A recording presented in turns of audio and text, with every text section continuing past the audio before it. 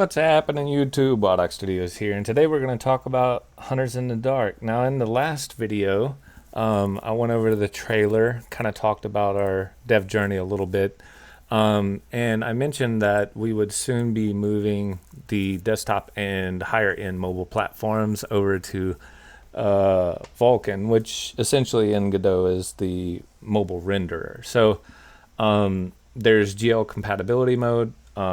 That's pretty much going to limit your shaders to fragment shaders. You're not going to have a lot of ability to reach into compute shaders within that pipeline. However, for like higher end Android devices and for desktop, we really wanted to kind of start pushing some of the juice a little bit, and I'm going to show that today. So here's an overview of the fog particle shader.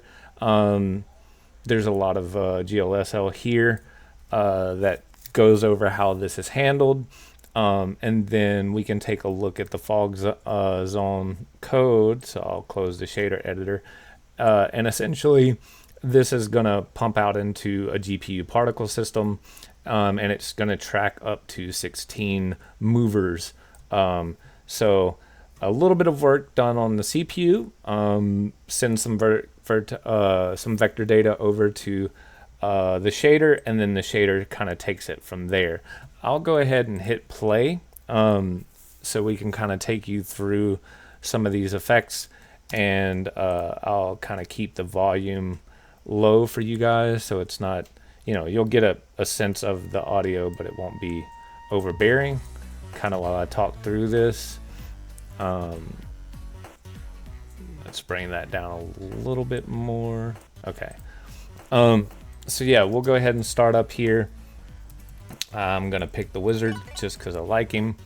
And you'll see we have 3 different zones, and each one of these zones we've done a pass to add some juice to these levels. So we'll start with the dungeon, and hopefully it'll start me out on a level that can just kind of, so here we go. So you can see as you move around, you kind of push this fog out of the way, and as the enemies are moving towards you, they're pushing the fog as well. Maybe I'll get a light up here in a second. Also, the way that the Vulkan renderer works, it kind of blends the lights a little better than the GL renderer, so you get this more pixelated, more Sega Genesis looking edge versus the GL smooth kind of rendering pass on the lighting. Let's just say the lighting pass itself. You also have different batching, so like GL is really efficient on low-end hardware, so it's going to batch things in Godot, where the Vulkan pipeline, the mobile pipeline, is going to handle draws a little bit more efficiently, but it's going to batch those calls a little less. So yeah, with the lights on, you can really see kind of the way that the fog behavior works here. And again, as you make paths, they will fill back in. It's pretty cool to see this kind of in action across a full group of players. So we'll go back to the main menu, and I'll go back to my guy here, and again, you can pick all of these at the same time and it'll just randomly move through each theme, but we'll go check out the fairy forest.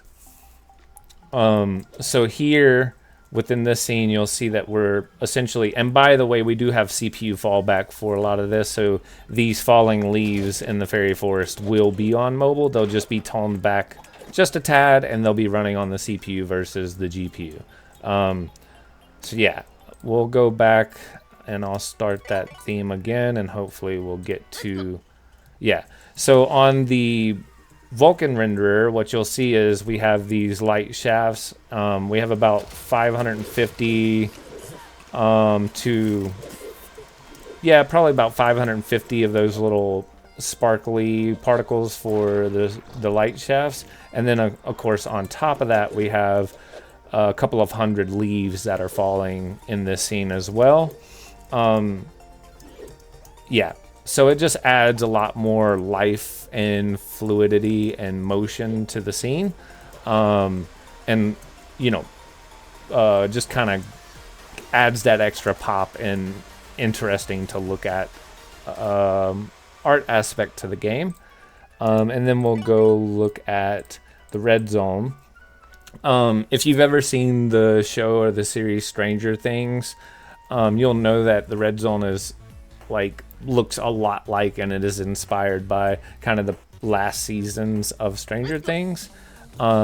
So these levels, we've added in something very similar to the fog shader, but it's these little floaters that you would see like if you were in Stranger Things. As you move around, you push them around, and again, everybody is kind of able to interact with those guys. We've also added crates to this zone, so before you didn't have as many like speed, like little small modifiers to increase your speed, and of course bones do the same thing for the enemies. Also, this level is a medium ranked difficulty because the mechanic of the walls here is the surfaces are bouncy, so if you end up dashing in the wrong place, you're going to get a nice little pushback effect, which makes this level a little bit more complicated to play. And as we build out each of the other themes, you'll see that like each theme also has kind of their own special segment of the levels, which I'll walk around so you can see these particles get pushed around. Where you have something like a spike roller or interactivity like plates in the level that you can kind of trigger different mechanics. But yeah, I won't make this video too lengthy. That's pretty much the gist of it. We're going to be gradually scaling up the high end of the renderer and pushing this game as far as we can to, you know, of course, run really well on desktop and Vulkan mobile for kind of like your high-end Adreno and Snapdragons. But we'll also be pulling most of this over to like a CPU fallback method and then benchmarking against the lower tablets, including Kindle Fire. So like if you have kids that are interested in playing, it will be, if we have anything to do with it, available on the Amazon store directly, so you won't really have to worry about sideloading Google Play. But yeah, hope you like what you see. Remember to hit like and subscribe. Hop over to Steam and Wish List, and until next time, happy developing, and toodles.